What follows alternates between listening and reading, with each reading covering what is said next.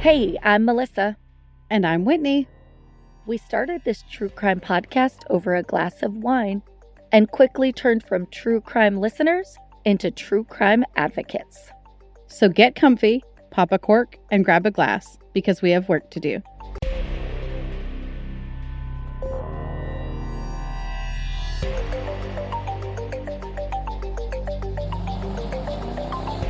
This is Cults, Crimes, and Cabernet. Some content may be unsuitable for sensitive listeners. Discretion is advised. Happy Monday. Happy Monday and happy February. Yes, already, but it does seem January took forever. February will go by super quick, though. Of course it will. And I think that January generally takes forever because we spend the first few weeks just trying to remember that it's a new year. True, and get back in order. And then by the end of January, you finally succeeded about getting a routine back together. Supposedly, I'm still working on it, and this is February 1st. So I don't know that I'm there yet. Yeah, but all the crazy weather in the middle of the country, it plays a part in that as well. It does. The ice has thrown a big wrench into a lot of our plans lately. But that being said, I'm excited about this weekend. Yes, we are going on our first Merlot Files trip of 2023. Yeah, Nashville, Tennessee. We're going to cover some missing persons cases. We're excited to bring that to you. Towards the end of next month, we'll have that out. That's really all we've got going on for our Patreon supporters. Be on the lookout. We're starting to build out the swag boxes for the first quarter. So if you want in on that, you've got to become the cult member level Patreon subscriber before the end of February to get in for that first quarter. Yes. So get those in, patreon.com, search Cult Crimes and Cabernet, and you will find us. Yeah. You got your wine? I do. And it is a Riesling. Oh, I haven't had one in a while, and I just randomly grabbed this out of the wine fridge. It is called Rome of the North. Okay. And I did want to read the blurb about this because it's pretty cool. Originally cultivated in 17 BC by the Romans to supply wine for their troops, the Mosel River Valley, aka the Rome of the North, is now home to some of the most classic Riesling wines in the world. Notes of stone fruit, pineapple, and wet stone pair perfectly with arugula salad and a long day of conquering foreign lands. Interesting. And I don't know that I've ever seen you drink a Riesling. So you must have drank that before you knew me. Yes, I've only had it a couple of times because it's slightly sweeter than I typically like. Mhm. This one isn't as sweet as I anticipated. It's obviously I'm getting down in the wines that I don't particularly love or don't think I love. And this one is actually pretty good. Okay, then. I like it. It's sweet, but not overly sweet, if that makes sense. Yeah, perfect sense. Makes perfect sense. Let's get straight into it. Okay. Maine. Yes, Maine. And our good friend, Kristen Seavey, she covers mainly Maine cases. So every time I was looking from Murder, She Told, she usually covers Maine and those New England states. So as I was researching this week, I kept finding a case and then seeing who else covered it. And literally, Kristen had covered most of the cases that I even thought about covering. Then I found one and I didn't even go back to check to see if she had covered it or not. But I definitely recommend Murder, She Told. It's a great podcast. Ogunquit, Maine is a vacationing destination. However, only about 1,500 people live in this town regularly. The town's name came from the indigenous people, and it means beautiful place by the sea. The population has fluctuated quite a bit throughout the decades. It would seem like a slight difference to most towns, but if this town loses just 500 people, that's a significant decrease if there's only 1,500 people in the town. So in the 1970s, there was like 944.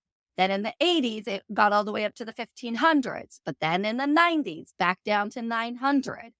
It's just weird that the population fluctuated so much in this area. I wonder if it was like weather related. Like maybe they had a very, very harsh winter and people decided they didn't want to stay there for that. I don't know. Yeah, very true. Mary Catherine Olenchuk was born November 18th, 1956, to parents Ruth and Brigadier General Peter Olenchuk. She had two older sisters named Nancy and Jane. Mary Catherine had long red hair and a face full of freckles. She was a shy girl growing up, but her parents described her after she goes missing as a stable person, one that would not run away. Now, I just want to say that I believe I'm a stable person, but I wish my family and friends would describe me in a different way, different adjectives besides stable. Yes. And it says they light up a room. I don't ever want to be the one that like everyone lights up a room when they walk in. But give me something more descriptive. Yes, you're not going to She's find loud. Okay. And saying they're stable, I'm like, that's not going to help people find her because everyone looks stable on the outside, or most people. In her parents' defense, though, they did not really say a lot to the media. And honestly, this was one of the only things I could find that they said directly about their daughter, Mary Catherine. On August 9th of 1970, in this sweet, sleepy resort town, the unthinkable happened. As I stated before, this area is where people would spend their summers. So there's tourists galore. Less than 1,000 people lived here in the 70s, but they would see upwards of 20, 50, even 100,000 people visiting. Wow. Like crazy numbers throughout the summer. So let's just say the roads are congested during these peak times. And so many people are coming and going, and it wouldn't be noticeable if there was a stranger hanging around during this time because pretty much everyone was a stranger. Mary Catherine's family was not from this town either. Her parents had a vacation home in which they spent every summer. So she was known by the locals because she was there every summer. It wasn't just a one-time thing, but they didn't live there year round. This was a place that the family could sunbathe, relax, and enjoy the quiet, serene town, and usually spend some quality time together. Mary Catherine's father was a very powerful man. He was a brigadier general. For those of you that don't know military levels, that's pretty high up there. They are a 1-star officer. So this is the rank of 07, which is the lowest of the general levels. However, it can still take 20 to 30 years to get to the brigadier general level. There are only about 302 general officers in the whole army, like completely whole army. And that's all of I think there's 4 levels of generals. So it's extremely difficult to get to any of these levels as an officer in your military career. But like we're talking less than 1% of all the officers in the army will make it to these top general ranks. So he was very high up in the military. Mary Catherine's father studied bacteriology and business, and he had a master's degree in both. Bear with me while I talk about his military career because many believe his career is what put his family in danger to begin with.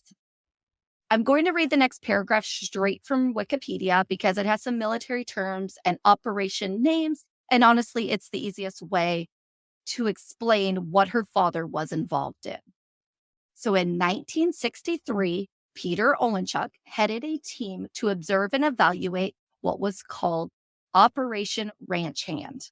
This was the name given to the defoliation and crop destruction programs in Vietnam. The resulting report that he put together pronounced these early programs to be both military and technologically effective and was instrumental in obtaining approval for the continuation and expansion as to what will be known as the Agent Orange program. Most people, I feel like, would know Agent Orange. So I'm already saying this alone that he was involved in I think he would have enemies straight away from this because Agent Orange is a very deadly. It's an herbicide, right? Like they would spread it over crops, people everywhere. Yes, and it's everywhere. caused so many problems, not just to Yes. get rid of the vegetation and stuff like that, but just being near this pesticide, essentially, an herbicide, just being near it, breathing it in, moving the containers of it. There's been years and years of research that it has caused like a very long list of problems health-wise. Yes, exactly. So in my mind, obviously he has some enemies because of this, but this isn't even why his family was in danger in the 1970s. So from 1966 to 1968, Peter, the dad, he was the commander of Fort Detrick. And this was the U.S. Center for Biological Warfare. And this was up in Maryland. And this is where the family lived at that time. But in the late 1960s, he oversaw the controversial Operation Chase program. This is an acronym for Cut Holes and Sink 'em. The Operation Chase was a U.S. Department of Defense program for the disposal of unwanted munitions at sea. So from like May 1964 to the early 1970s, these munitions were loaded up on ships and they were sent about 250 miles offshore, mainly between Florida and the Bahamas. And here's the kicker, even though we don't need a kicker, some of these munitions were chemical weapons. And they literally sunk the ships that all of these munitions were on. This was very controversial that they were doing this. I mean, they weren't looking at the bigger picture here. Exactly. During Peter was in charge of biological warfare, I would say most things dumped into the ocean were very dangerous. This is what people around the country in the late 60s and early 70s were very upset about. This included students from a local college in Kentucky. And these people were very angry about what the government were doing. But we're going to talk more about them later. I know that was a lot, but I wanted to give some information about Mary Catherine's father, who did not have a boring 9-to-5 job, and he could have enemies that could be motive for what is about to happen. Onto the timeline for the day Mary Catherine was taken. She was 13 years old, living, honestly, her best life, vacationing in the summer with her mother and sisters, soaking up that sun, because if you know anything about Maine, you know the sun will not last forever. By August 9th of 1970, Mary Catherine's hair was sun-bleached and had a shine to it that no salon could recreate. Her freckles were more prominent, and she had a glow to her skin that only fresh air and salt water can give you.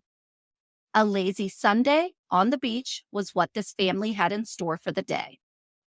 But around 4 p.m., after hanging out for part of the day, Mary Catherine decided to go to the local store to grab a pack of gum and a newspaper. She left her sister and mother down by the water, went up to the summer house, changed out of her swimsuit, hung it up to dry, and she put on a white t-shirt that had the words Yokomiko and Andrews Air Force Base on it. She also put a pair of pink shorts before she grabbed a bike from the neighbor. Now, the bike that she borrowed was one that she was allowed to use whenever she wanted. It was like an agreement she had with the neighbors. And considering how responsible or maybe thoughtful she is by hanging up her swimsuit, I would assume that's the type of person she was all around. So the neighbors really didn't mind her borrowing it whenever she wanted. And they probably also thought her dad's a brigadier general. If she loses it or damages it, they'll replace it. Exactly that as well. When you're in those like beach communities, there's just like bikes. And I can't even describe, it's like the old fashioned bikes with the big basket. Those are everywhere because people just take their bike, go down. They don't even have shoes on. They go down and get an ice cream. That's what I am picturing is happening here in Maine. So she borrows this bike to make the short trip down to the store. The bike has one of those like saddlebag style holders, so she'd be able to carry the stuff she bought and carry her belongings as she was riding this black bike. Mary Catherine made it to the store to get her gum and the New York Times newspaper. This, I can only imagine this happening back in the olden days, or if you live in a very small town. But like the store would hold a newspaper, particularly for this family. And then they'd come in and be like, oh yeah, I'm here to pick up my paper. And they would give it to you, that kind of thing. Very cutesy. It took her a little while to get there, but because she was just like stopping at the little shops, she waved at the neighbors that she knew. So people saw her going to the store. They know she made it to the store, but it's on the way home that she is last seen. A tourist staying in a local hotel 3 floors up would come forward and tell authorities that she saw a young teenager with shiny red hair speaking with a man driving a maroon vehicle. She obviously didn't think much of it and continued to look out into the ocean. She's probably not usually at the beach, oceanfront room, so she's mesmerized by the waves going back and forth. She glances back at the girl and the man, and she sees the girl get into the car with this man. There was no struggle or anything like that out of the ordinary. Just a girl getting into the vehicle. This tourist thought it was her dad or a friend. Nothing out of the norm. So she just goes back to looking at the ocean. Sure. As I get older and a bit wiser, I know managing my health is more than diet and exercise. It is also the mental and emotional side of things. This includes sleep, which most of us do not get enough of. Stress management and mindfulness are all so crucial in making the body run smoothly. This true crime space can take a toll on my emotional well-being, which is why using Next Evo Naturals is a vital part of my daily routine. I sleep better and feel less stressed. I can actually relax after a long day of researching some of the most horrible crimes. Next Evo is CBD at its full potential, so you can be too. And I don't know about all of you, but I need to be at my very best every day, or else things can fall through the cracks. Their all-natural products are backed by more scientific studies than any other CBD brand and developed by experienced consumer healthcare and pharmaceutical professionals. Next Evo Naturals are vegan, GMO-free, gluten-free, THC-free capsules and gummies derived from 100% U.S.-grown hemp. Make CBD a part of reaching your full potential. Try Next Evo natural capsules, gummies, mints, and topical creams with Smart Sorb technology, clinically proven to be better absorbed by your body. Get 20% off of your first order of $40 or more at nextevo.com/podcast and use promo code Cabernet. That's 20% off at nextevo.com/podcast, promo code Cabernet. By 7 p.m. that night, with zero sign of Mary Catherine, her mother Ruth reports her missing, and the search for this teenager begins. I'm not saying this search was extensive right away because she was a beautiful white female with a very connected and well-to-do father, but I'm not saying that. It is what it is. I am happy that Mary Catherine's disappearance was taken seriously right away. I just hope in the future, all races, ages, and genders will be given the same parameters when it comes to the resources authorities will provide. As well as the same amount of media coverage to help keep those stories alive. Exactly. The bike that Mary Catherine was riding was found around 11 p.m. that night. He was leaning up against the arch at the Lookout Motel, which is where the woman who witnessed the red-haired girl get into the vehicle, it's that same hotel. In the saddlebag on the bike was the pack of gum Catherine had purchased from the store. This seems like a great start to the investigation. The local police had, at the very least, a lead. Now, this is where I don't necessarily think things get weird, but sometimes looking back, you wish things were handled differently.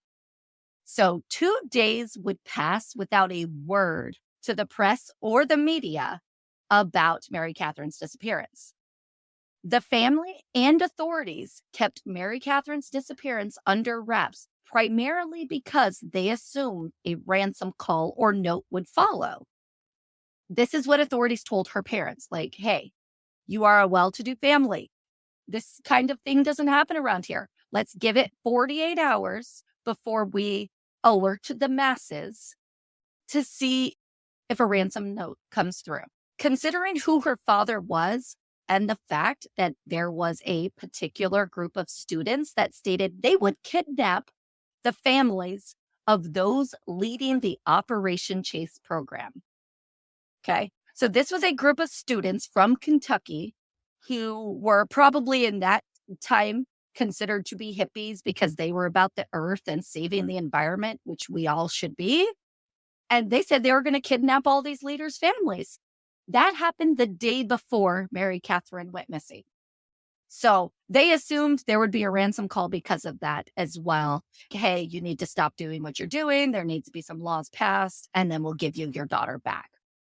But after 48 hours and nothing coming from that, they decided they needed to change up their tactic.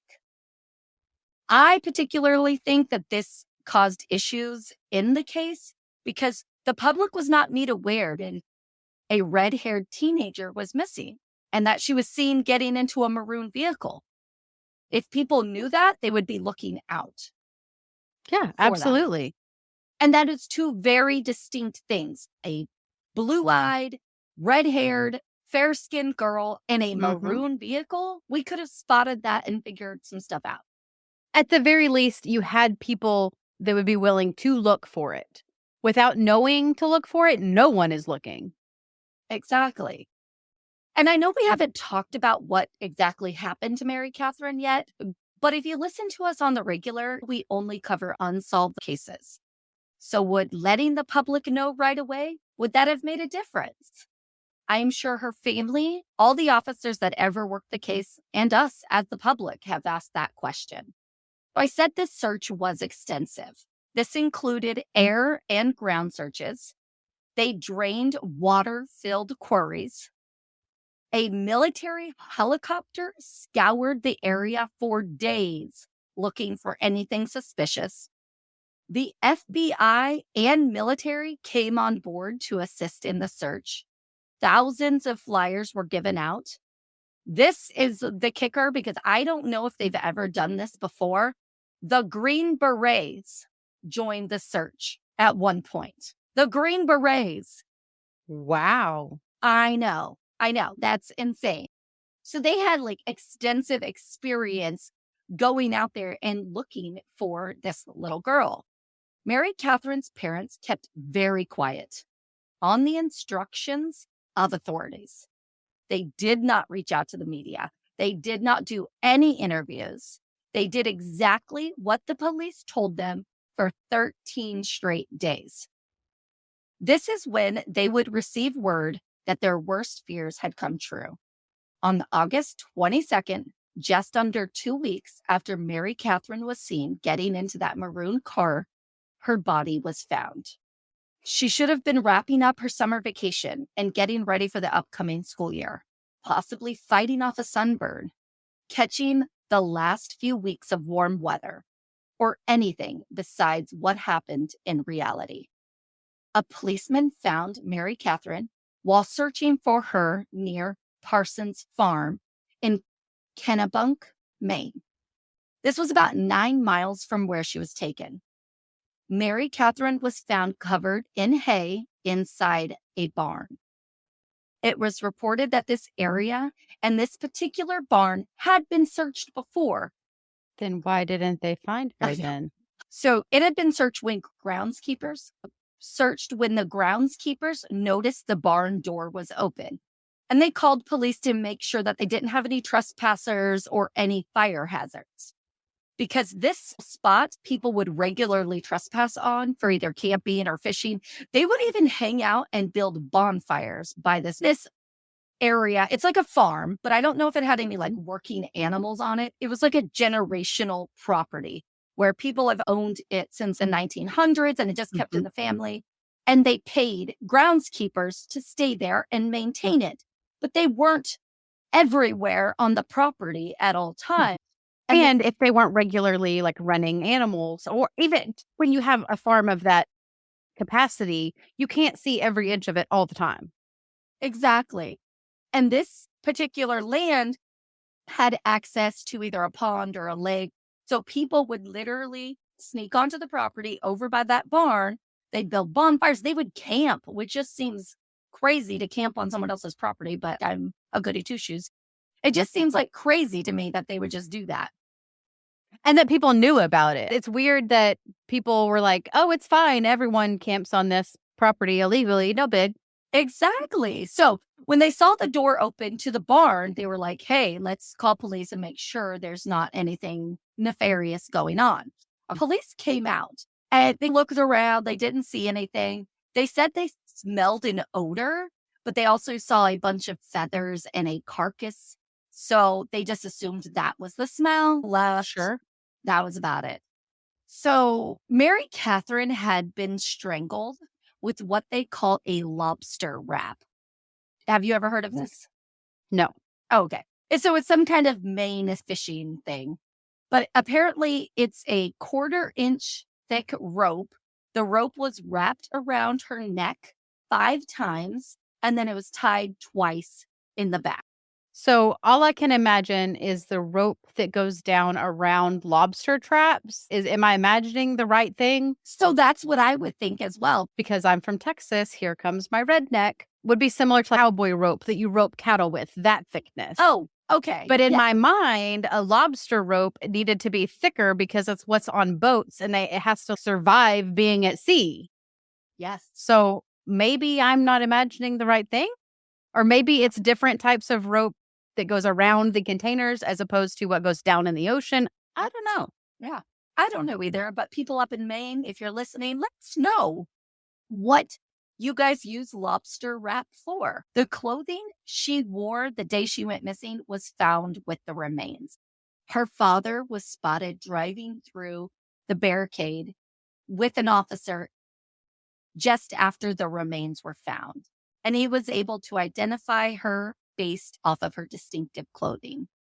They would end up confirming her identity by fingerprints later on, but it was a sad day for the family. It was also reported Mary Catherine was not sexually assaulted. So that eliminates that as a motive, unless something went wrong before the killer was able to harm her that way. Yeah. Yeah. And the autopsy report stated she did not have any other injuries to her body. Like, absolutely insane. So what is the motive in this? I don't even know. Still, after all this research, don't even know. Before we get into one of the only people the town's gossip mill talked about, because that's really all we have is town gossip. Nobody has ever been named a suspect or a person of interest in this case in all of these years. First, I want to talk about a psychic. But this psychic was hired by a family member of Mary Catherine's. I believe it was her aunt. The psychic's name is Shirley Harrison. All right. A week before the remains were found, Shirley told authorities Mary Catherine's body would be found in an unpainted building on an old estate in the Kennebunk area. Okay. The same lady also helped authorities with the Boston Strangler. Like, she participated in that, and she actually knew the next victim of the Boston Strangler.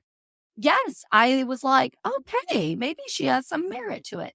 And I did read a report that stated that the police could not hire her or say they were consulting with her. But if the family did it, it would be perfectly okay for them to do it and pass along that information. So I feel like I understand why law enforcement could not essentially hire a clairvoyant to help with the investigation. It's not admissible in court. Why would you use taxpayers' funds for something that is not going to further education or further the case? So I can see why the police department is not allowed to, but also very interesting that she consulted on other cases. But I have a question. Is this area of Maine, and you may not know, this area of Maine, are there lots of estates? A lot of people have family land. It's an old time area. That's one of the oldest parts of America. Yeah, Are there lots it of is. families? Are there lots of families with estates that have generational land? Are there lots of outbuildings that may be unpainted? Because if those were the two things she gave, is it's on old land in an unpainted building, did she really do much? But I think the Kennebunk area is what, because this is a rural area as well, about 9 miles away. I don't know if she's from Boston, but Boston is not too far from here. She helped with the Boston Strangler case. I don't know. I thought that was pretty decent. I'm not knocking it. This is me bringing in Devil's advocate. devil's advocate. Yeah. Yes. And typically I'm that way as well. So at this point, police ramped up their search for the maroon car because they've already found Mary Catherine. But honestly, not much was ever said besides possible connections to other unsolved abductions and murders. Let's just say there was a lot. I think it's a lot of unsolved murders or kidnappings of teenage girls or young women, New England area in the 70s and 80s. But while that could be stated for all of America, 70s and 80s was wild. Yeah. To say the least. What is strange was about a year after Mary Catherine's remains were found, that barn was burned down. The cause was never identified, but police say it did look suspicious. Now, I don't know, because this is my question. Okay, were there still people camping out there and having bonfires because that's what could have started it? Or were the groundskeepers at this point tightening up on security because now they found a dead girl on their property? Very true. They didn't release if people were still going out there to camp or fish, that kind of thing, passing. So I'm not going to name the person these rumors were about that was circulating the area. But if you want to know, you literally can Google it. It's very quick find. And I'm not going to say it because he was never convicted or even charged with the crimes against Mary Catherine. Police say he was cleared, but the stigma never left him. And he was pretty young at the time this all went down. So this was a 16-year-old boy, and he was local to Kennebunk area. And he had been with a friend at that particular barn the night Mary Catherine disappeared. He told police that while he was at the barn, he heard some rustling in the woods around 1:30 a.m. And he heard a vehicle idling and driving off near the family motel, which is only just a few hundred yards from the barn. So this barn isn't set back far from the main road, but it is behind a lot of trees, so you really can't always see it. Now, this boy says that him and his friend were dropping off their fishing equipment in this barn. That's where he kept it. I don't know if that's because of the close proximity to his family's motel, just wanted it quick access, but he just left it there. While they were dropping up the stuff, they hear the rustling. They stop and listen for a minute, assume it's a deer. And then they make their way over to the family motel. And then they hear a car idling for a while, and then it drives off. So this is around 2:00 in the morning. This kid, essentially 16-year-old, even assisted in the initial searches for Mary Catherine. So he was a part of it. Of course, people probably blew that out of proportion. I'm sure. But part of the reason why this kid was cleared, I believe, was the fact that he passed a polygraph test, which I know people can fake those. I don't know necessarily if a 16-year-old boy can fake it, And I'm sure they spoke with the friend that he was with that night. And this kid, he never had a car or a driver's license. So it would almost be impossible for him to go pick up Mary Catherine on the day she disappeared. He had zero access to a maroon vehicle. Prior to what happened to Mary Catherine, this kid was class president. But when he returned to school in the fall, he became an outcast, and he had nicknames that followed him. Even though he was never named a suspect, the locals treated him like he was the sole person responsible for Mary Catherine's death. In 2000, this was 30 years after the murder. Of course, it's in the newspapers again, and it's making local news. The same kid, obviously, he's a grown-up now, 46 years old. He tells a local paper, and I quote, "If they ever catch this person, I am going to have the biggest party this town has ever seen. And I'm going to invite all of the morons that ever said anything to me. And that's a sizable group." End quote. I could only imagine the last 2 years of high school, considering the town thought he murdered the general's daughter. And that would have made his life, just the reputation alone, has ruined his future. Yes. And surprisingly, he still lives in the town. I'm like, bro, you should just move away unless he had one of those generational houses that we all would love to have. So there were, like I said, quite a few other unsolved murders of girls within a year or two before Mary Catherine's murder and a few years after, all in the New England area. These could be connected or might have nothing to do with this red-headed beauty. In 3 cases, girls went missing in broad daylight and on high traffic roads, and then ended up being murdered in the area. So was there a serial killer? At this point, Mary Catherine's murder is still unsolved. Both of her parents have passed away, as well as one of her sisters. And they all passed away not knowing who took their loved one's life. If you have any information about Mary Olenchuk's murder, please call Maine State Police at 1-800-228-0857. The general continued his career for a couple of years after that, and then he ended up retiring, never speaking to the public. But Mary Catherine, her mom, and her dad are all buried at the Arlington National Cemetery. So sad. So sad. Okay. Just by listening to our content, you too are advocating for justice for these families. Thank you for making a difference in their lives as well. We want to share a few ways you can support us to continue our mission. You can become a Patreon subscriber for as little as $1 per month, or a simple rate and review on your favorite podcast platform helps us get in front of someone who may know something. We will continue traveling state by state, seeking justice, because we will be there, no matter where, no matter who.